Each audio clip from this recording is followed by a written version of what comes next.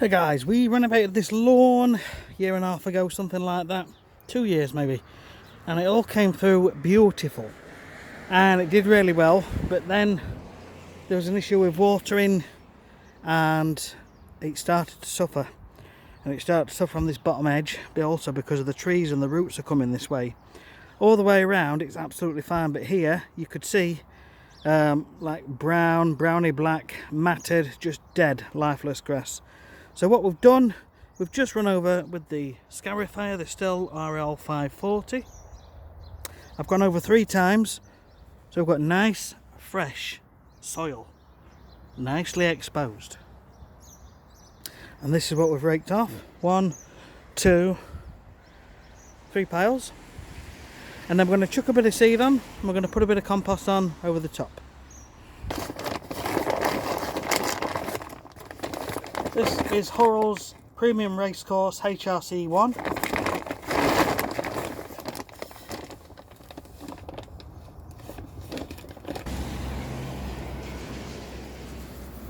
Always try and get a similar seed to what you've used in the past.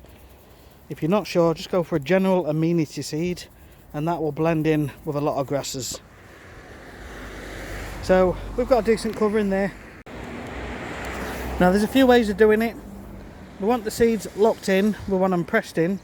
So you could use a garden rake and just work it backwards and forwards, and it'll just rake the seeds into the soil a little bit. And there's no harm in doing this, but you don't want to move the seeds about too much.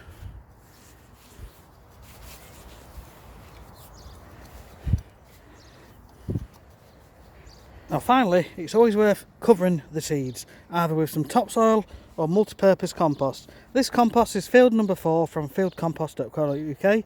It's a really good, fine, quality dressing.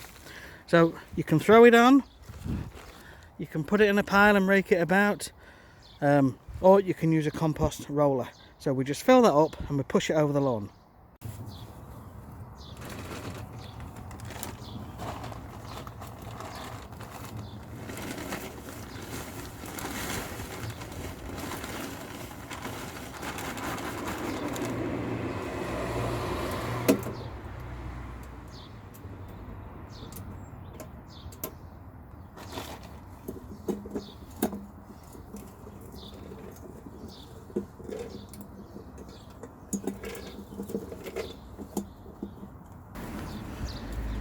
I love this, it gives a really good even coverage.